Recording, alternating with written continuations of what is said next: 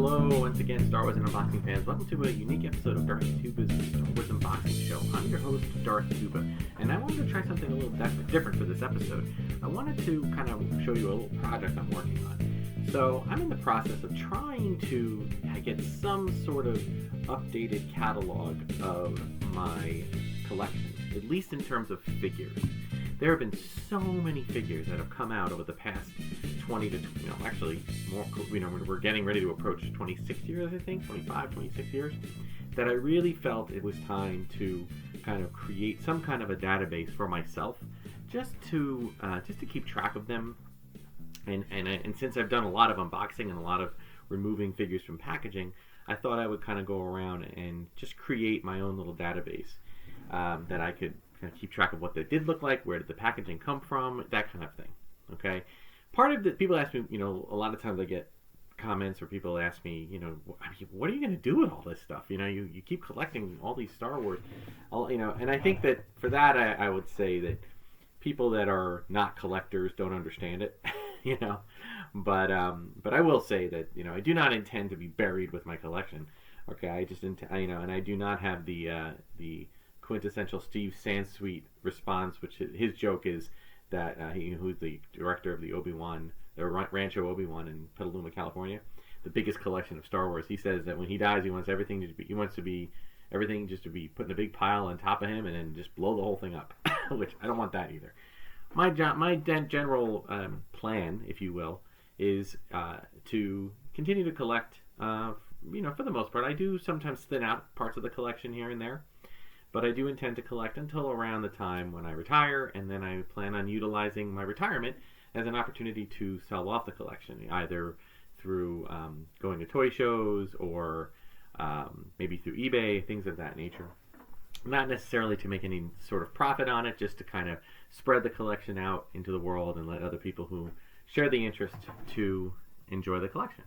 So that's basically my plan. So I'm putting this thing together, this database together, which I really enjoy. Now I will say this is, there are plenty of places that that do this already. In fact, I am utilizing a great website called rebelscum.com. If you've never heard of it, it's an awesome site. Not only do they do great updated collecting news. In fact, if I give out any news about collecting or any about new releases or anything, I generally get my source is generally rebelscum.com. But also, they have a great photo archive, and it's just really, really very well done. So I've been using that, and I've been kind of cutting and pasting and putting thumbnail images. Not that I need them to be of any serious quality. I just need something to be able to access. Now, whether I access this as a physical document or not, we'll have to see. So I'm not done with it yet, but I just kind of wanted to walk through it with you because I do feel that there is a lot to see here, and it's amazing when you just kind of look at it all at once to see the evolution of the figures in Star Wars. I just think it's amazing. Now, I just have you know that up till now, I just completed, I think, the basic figures in the Legacy collection from 2009. That's how far up I am. So anything past 2009, I have yet to do yet. I haven't yet to put them into this little database. And by the way, when I call it a database, that's kind of that's being generous. It's really just a Word document. I set up 5 columns and I put the figure with the name of the figure and a photo of the figure, and that's basically all I did. So that's my database. I know there's plenty of other information, SKU numbers and the figure numbers, and I may add to that as the time goes on, but I don't really need that right now. Right now it's more of a visual guide for me to be able to align all the figures that I had loose and make sure that I know where they're from, and when the time comes that I want to sell them, whenever that may be, I would so I could kind of bag them up and get their information in the bag, that kind of thing. So again, not something I'm going to do now with working full time, but as a retirement, I think that's a fun project that I would probably enjoy doing. So anyway, let's kind of go through what I've done so far. So you can see these first couple. We got the Power of the Force 2. Yes, I know I'm not including the vintage line. I probably will not sell my vintage line. I think that's something I am very sentimentally attached to. A little more than these figures. I was an adult when I started collecting these figures, but the vintage original 1977 through 85 figures, I was a child, so I don't really want to get rid of those. Those I might leave to my family, and they can decide what they want to do with them. But here's the Power of the Force 2 figures. Now they're not in order of release, but you can see by some of the figures, like Luke Skywalker, Luke on Dagobah, that this is their He-Man phase when they were very, very, very buff. Even Leia was buff, which was a little bit weird there. But, oh my goodness, look at her. Oh boy. So just a little crazy. But then as things go on, and this is the orange card, then it switched over to the green card, and you can see that they started, thinning out some of the characters and getting them a little bit more, normal size, if you will. And you can see here that they really started delving into some pretty odd characters. For me, it was nice to see that they started to delve away, up until through all of these are all figures that we already had. I mean, Luke Skywalker Stormtrooper that's true. We had him as well. So all of these figures we already had in the original vintage line until we get to the ASP7 droid, which was only featured in a brief moment in the special edition for Star Wars. And then we come down here in this Garandan figure here. Whoops, sorry. This Garandan figure, that is one of the newest figures. So as a collector, we were all losing our minds, oh my God, they're starting to release figures they never released before. And as you walk through these, there is one that was a big, Governor Grand Moff Tarkin. That was a huge, huge one that we were all very excited because they never released it, and we never knew why. It seemed like it was in the plan, but it never got released. You can get a vintage version of it now that came with the Death Star game with the retro collection. As you can see, the cards are now green, okay? And then we go on here, and Luke Yavin Ceremony is another new one, okay? But the rest were all re-releases. Not when I say re-releases, I mean that they were figures that had already been released in some format. And they're still somewhat buff, but they're definitely getting a little bit more close to normal. There's Biggs Darklighter, which is essentially just a Luke X-Wing fighter pilot with a new head. Okay, Hoth Rebel Soldier, 8D8, 3PO removable limbs. They started having some playable features. Okay, again, they stuck mainly to the original line of release, and then there's Captain Piet. Okay, pretty cool stuff there. The Death Star droid, but now colored correctly. There's Mon Mothma. Okay, we're still in the Power of the Force. We haven't even really gotten past that yet. The Ishi Tib. And now we're getting into some weird names. Forgive me if some of my spelling is wrong. Lak Sivrak. Pot Snitkin. These are some figures that, again, from the original trilogy. We're still in the mid to late 90s. We have not approached the new series yet. I'm not going to go through every one, guys, and now you can see that they started releasing figures, multiple ways, like Leia Throne Room with the medals and the dress. Luke, pretty much a standard Luke Skywalker, a New Hope figure, but holding a Skyhopper. So they started getting pretty. Hasbro was trying to. They knew they had to sell their core characters, but they figured they could appeal to the kid market by selling the core characters and the collector market by giving them slightly different variants and variations. You can also see one other thing I want to point out. It's kind of hard to make out, but if you look at the bottom of Princess Leia, the card, they had these little flashback kind of cards. They were these little things that they looked on one thing, and then you could pull it, and it would be some type of relationship to Episode 1. So Episode 1 was in the process; it was coming, and they used these little cards, these little tiny things that I don't know if my mouse can show it, but it's down here. Okay, where you would actually just one image. It almost looks like one of those pop-up book features. One image was like R2D2, and then they would pull it. Then the other image would be a scene from R2 in Episode 1. So they were trying to cross promote. And then the other thing you can see here is that you had with the Comtech chips. Here's Luke Skywalker. He's standing on the stand. That was actually a Comtech chip. We had those. And here it's just a nice mix of all sorts of different things. Now I will tell you that some of these you'll see that these are Power of the Force 2, 1999 to 2000. So by this time the Episode 1 figures were coming out, but we'll get to those. All right, and you see that they really started to move the variants. There's some different Ugnaughts. Anakin Skywalker, old. A new sculpt for Han Solo. R2 with, holographic layer. As collectors, man, we were just so excited about this. And you can see that there aren't any repacks. Well, there might be a repack, like this Han Solo is a repack. Okay, but that was what they would call it. These are deluxe figures. They were bigger. They came with different things. Here's Leia with a coin. Okay, they had some coin collecting bit. I don't know what it is with Star Wars and coin collecting. That was a big thing. We're going to come back to that. So again, you can see a lot of these different things. And again, I'm not going to get into the amount of time it took me. I'm on page 6 of 61, so forgive me if I kind of blow through it. We have some sneak previews. Here's a Mace Windu figure down there, and a Stap battle droid for episode 1, and you can see, there's the Han Solo Stormtrooper mail away. Finally, we got our Han Solo dressed as a Stormtrooper. Here we have, and again, I can show some of these on more detail in future episodes, but you can see that Hasbro / Kenner were doing an amazing job of really picking, doing a lot of cool stuff, really cool accessories. I like the War and Droid Alarm Fan Club exclusive. It came with this little thing, the droid alarm. My goodness, they took every little second and came up with some pretty cool stuff. Here's some Princess Leia 2-packs. They were cloth goods Leia's here's one with Han, here's one with Luke, here's one with Wicket. It was pretty cool. There's also when they came out with the more mail away, here's Spirit Obi-Wan. These are these nice little planets that the figure came inside the planet, a little play set. Again, just Hasbro trying some new ideas. Now, this list is basically just anything that included a figure. That's what I'm focusing on. I didn't even bother looking at vehicles or anything of that nature. I might do that another day, but right now I'm focusing on figures. Okay, we got the band. We're still dealing a lot with the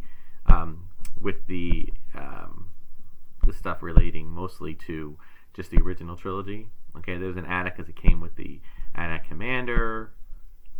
Okay, here we have some expanded universe figures. These are some figures from the books. Space Trooper, Grand Admiral Thrawn, okay, Clone Emperor Palpatine, and the card back actually folded open to be a little backdrop. That was kind of a cool thing. Took up a lot of space when it came to displaying, though, so the ones that I collected, I ended up just putting the figures out.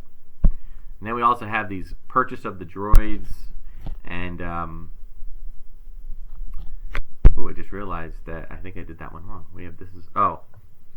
I just realized that I have to go back to purchase of the droids and correct that. I have the Cantina aliens listed twice. See, I make mistakes. Everybody does. And then we get into episode 1. Okay, so like you can see here, they all have those Comtech chips. Okay, I remember the battle droids have 4 different types: clean, dirty, shot, and sliced. I did not do a heavy duty amount of stuff when it came to variants. I just did a few, the ones that matter to me really. And again, my hope is, very quickly, to be able to take this and to essentially use it as either print it out, which would be tough, man, because by the time it's done, it's going to be well over 100 pages. So that's like a book. So I don't know if I want to print that. But my tablet has got drawing capability. Use it as just something that cross off if I have it, circle it if I don't, or the other way around, really. Because again, I'm not planning on trying to complete this collection. In fact, years ago, I had a lot of that I sold off because they were all repacks, which I'll show you what I did for repacks. That's pretty simple. All right, now we're getting into Power of the Jedi, okay, which is a mixture of the new and the old. Okay, you also have some great things like Darth Maul's Sith Apprentice, okay, which was a nice thing. Boss Nass, Gungans Sacred Place. You have a nice Ben Kenobi figure. We have K3PO Echo Base. Like literally, I think it's been said that every figure, I sit there and say to myself, why does Hasbro not? This is like the golden years. I mean, we thought that the 70s and 80s were the golden years. No way, man. The 90s and the 2000s were the golden years. Look at all these figures. Look at all these amazing figures. Great sculpts. And it is said that every character, if it's not a blurred in the background, it's got a figure. And even some that are blurred in the background got a figure. Okay, so and these mix between the original trilogy and episode 1. Here's some deluxe figures. Okay, we got just basically some 2-packs, some multi-packs. There's that. Here's a Boba Fett 300th figure. Now, I don't know how they came up with 300 at that point. Some argued that there were less, some argued that there were more. I thought that was funny. Luke and Leia swing to freedom. I think I opened that up on a previous episode. Back to Tank Luke. Here's the Invasion of Theed game that came with like a Wookiee scout. Not Chewbacca, but something else. Princess Leia with Sail Barge cannon. You can see they just keep coming back to stuff. Now, now we're going to start... Eventually we're going to get to... Now we're into the Saga line, okay? And this is approaching Episode 2. Really the Episode 2 line. You can see here. I have my Star Tours line. I've shown you some of these. Okay, the R4M9, the G35, not in the movies, nope, but you can find them on the Star Tours ride. And now we're getting into, by the way, we're getting into Episode 2. By the way, these are essentially set up like vertically. I have 5 columns, so they kind of go this way, then this way, then this way, then this way. So they're kind of left to right vertically. So now we get the Episode 2 figures, along with the Disney Parks ones. A lot of them had play features. Like look at Yoda Jedi Master. He had this Force capability. They were really I think what they were trying to do is they were trying to justify price increases, so they included a lot of play feature and a lot of stuff with the figures. It's just such a cool thing to see the history of it. Right? Now you'll see here that I started switching over to just the packaged versions because I wanted to see what they look like in the package more. If I have them loose, I don't need this picture of them. So I started switching over to that here. Okay. And you see what I have right here is where we start seeing some repacks. Okay. I started writing in a repack. Try to write in where they're from. Repacked from something. Like Tebow, for example, is a repack from Power of the Jedi, which just was released shortly ago. Okay. And I just utilized this as a way to just kind of keep track of that. Because that's what happened. Years ago, I actually sold off a bunch of figures that were repacks. I don't need, I don't know how many Han Solos I need or Stormtroopers. And I have a lot of Stormtroopers. Luke Skywalker Throne Room, Darth Vader Throne. These were like, they were trying to build almost like diorama type sets. So you can see as we go through it. We're up to page 19 now. Oh my god, how many Darth Vaders? Oh, so many Vaders. One of my favorites, R1G4. That's like the R2D2 predecessor. And you can actually see it in Mandalorian, a floating version, and you can see it at Galaxy's Edge in Disney World. Alright, so now we're going into like Saga, okay, where we're not just Episode 2 but other things, but they had the same similar type of packaging. And then the deluxe, these are like leaping, and they had magnets, and it was all sorts of cool stuff for Episode 2. I remember that. There's the 3PO with the little droid factory where he can flip out his head and body with a battle droid. Pretty cool. So many figures. They had these great silver figures that they were doing at like Toy Fair and at conventions. And here's, George Sakul Celebration 2. Some of these I had to find. I wasn't able to get to Celebration 2, so I had to find some of these on eBay. See some deluxe figures here. Here's some holiday figures. Okay, some multi-packs, some 4-packs, some army builders, troop builders. Jedi Con 2-pack. A lot of exclusives. It's impossible to keep all of this, keep track of all of this. Here's the glasses. You start getting the glasses like down here, up on the left side here. Okay, we're still in the Episode 2, but now look on the right side. We're now approaching the Clone Wars animated, the Genndy Tartakovsky animated cartoons, which they released a nice line of figures.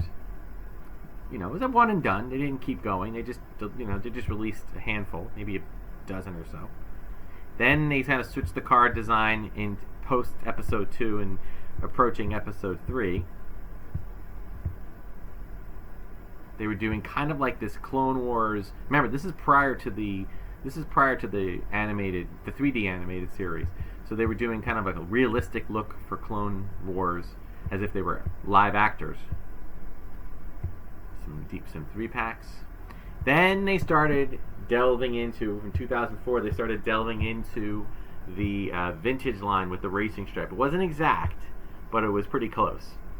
And they had some great cool backdrops. It was really nice design. I enjoyed this collection a lot. You can see, and again, a lot of the yellow. Oh, by the way, we also come across things like this, like Bib Fortuna. That was a repaint not necessarily a repack. And not, a lot of figures were repainted, but it was more of if it was a total repaint as opposed to like a touch-up. I mark that.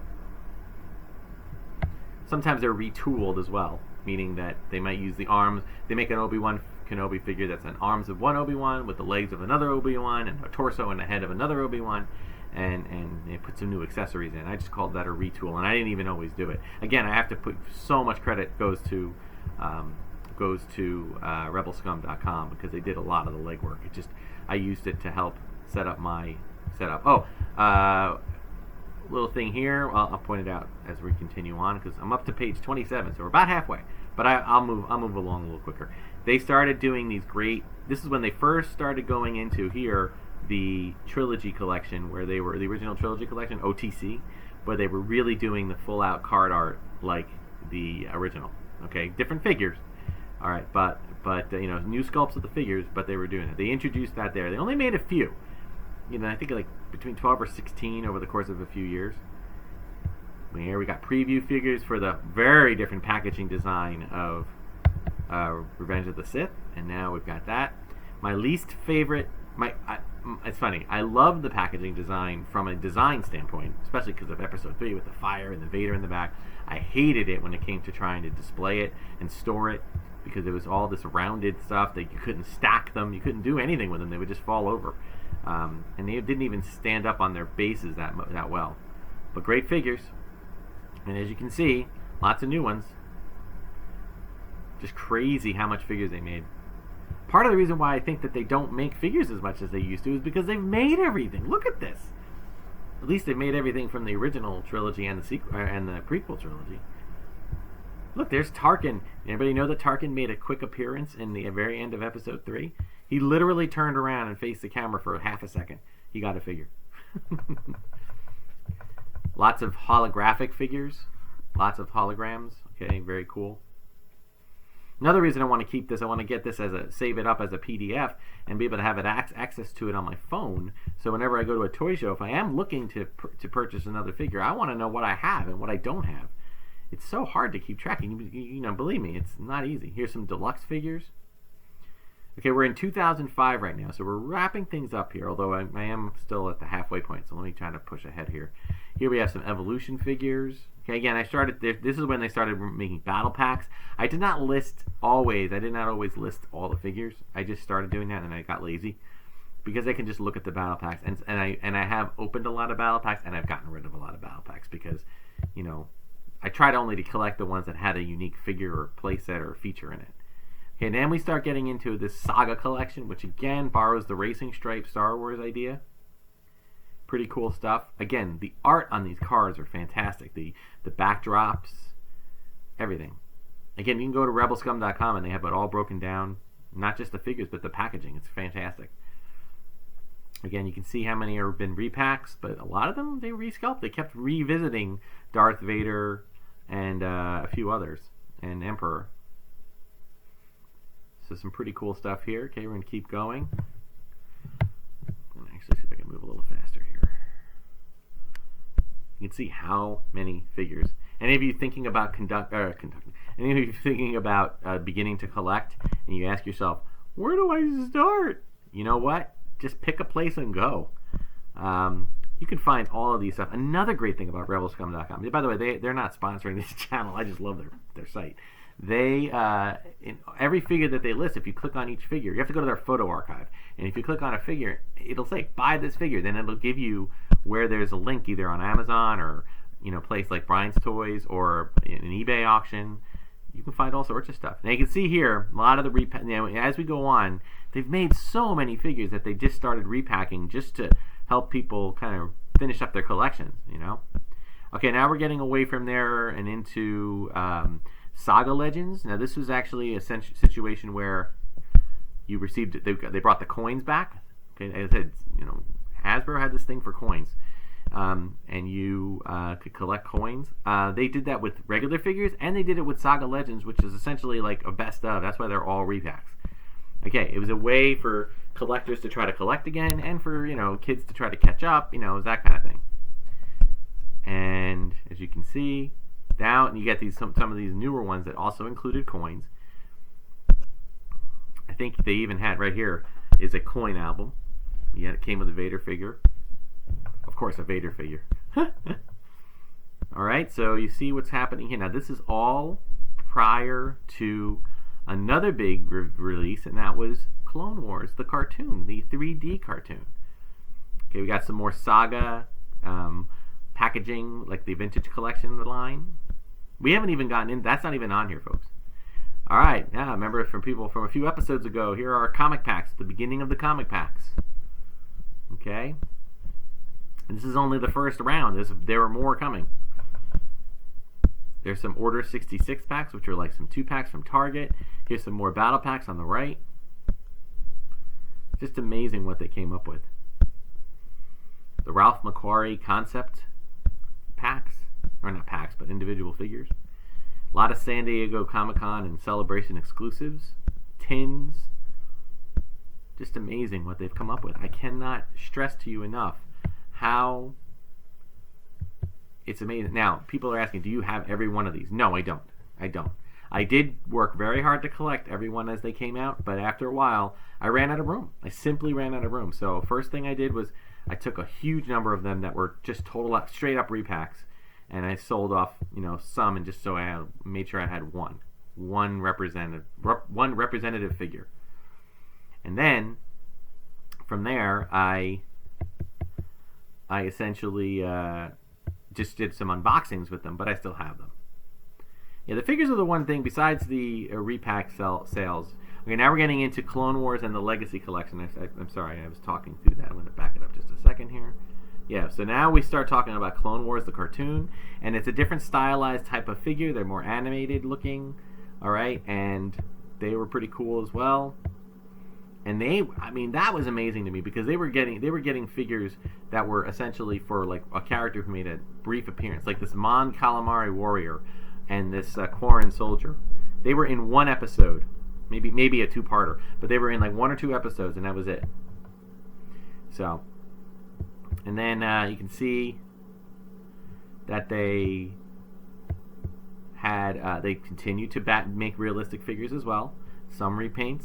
They did a Build-a-droid thing where you would get a droid part, and then by the time you got 6 figures, you got the 6 droid parts, and then you create a droid like this droid MBRA7, for example. That was all made up of pieces. Of course, that's now a very common thing if you go to the Disney parks. Oh no! What did I just do? Sorry, went the wrong way. Too far. Sorry. Oops. The downside about the more I keep adding photos to this Word doc, the more it's taking up a lot of megabytes here. But anyway. Alright, so wrap it up here. Alright, so now we're getting into the Legacy Collection. Okay, 2008, 2009, 2010. And again, this is about where I have done it till. I think I'm just about done for now. And the Legacy Collection is still dealing a lot with Clone Wars. Well, there's Clone Wars and Legacy. It's kind of both. They have the same kind of card stock. By now, I stopped actually putting the figures on if they were a straight repack. I just got, by this time, it's just getting to the point where, Hasbro is changing their format. Here are some, they did a lot of small vehicles in the late 2000s, like bark speeders and different types of swoops and speeders and things like that. There's a lot of 2-packs, a lot of Target, Walmart, Toys R Us, internet exclusives. Okay, still building the droids. We're still in the Build-a-droid setup. They must have had at least 15 droids. Whoops, I realized I have to make that change too. I made 2 of the same. Again, some of it just it's dizzying, All right. So we're oh, no, we got a little bit more. Here's some more Clone Wars. Actually, Clone Wars went on for a very long time. Clone Wars was like, 5 seasons, and they were making figures for 6 or 7 years. And here's some with the Darth Maul face. I thought that was interesting. I think they were trying, that was back when the episode 1 was released on 3D, and they were trying to really drum up their interest in it. And there's Yoda. This is some Yoda packaging. That was the very end of it. That was the tail end of Clone Wars, and there was only a handful of figures. So that's it. And this is what I still have to do. I still have to work on the right here, Black Series Orange, Mission Series, Saga Legend, Legacy Collection, and the Droid Factory, Rebels, Saga Legends, Black Series, which we haven't even begun to talk about. Black Series, both 6-inch and 3 3/4 inch. Force Awakens, Rogue One, Black Series 40th Anniversary, Last Jedi, Vintage Collection, the whole Vintage Collection, Solo, Star Wars Resistance, Black Series Archive, and the Retro Collection. So, as you can see, there is a lot to this project, but as I said, when I finish it, I will continue on, probably from right after the Clone Wars to the end. It'll take me some time, but I will get it together, and I will share it with you. I also want to do a 12-inch figure line, not the Sideshow, but the Hasbro, at least the Hasbro Collector Series line that existed from around the 1995 to roughly the mid to late 2000s, okay? I just want to get that all in one little thing, too. So that will do it. I hope you guys enjoyed it. I know this went on a little long, okay? But it's a great way to do it. If anybody wants me to share this with them when it's finished, I will figure out a way to send it out as a PDF, or maybe I'll put it as a PDF link somewhere and you can access it. Just let me know in the comments. And it's just, again, it's small photos. I can make them larger. I have and enlarge it with the thing, and it's pretty clean, okay, as you can see. Works out pretty well. So again, this will more than likely be something that I will have on my device. I doubt I'm going to be printing it, and it's just good for me. I know that there are plenty of places out there that do stuff like that, but I just enjoyed working on it myself. It also kind of reminded me of the whole series. So that'll do it. So thank you so much for watching. Be sure to like, subscribe, hit the notification button. Check me out on Instagram and Twitter. If you want to support the channel more than just liking and subscribing, check out my TeePublic store. Link is in the description. So thank you very much for watching, and until next time, may the Force and the toys be with you.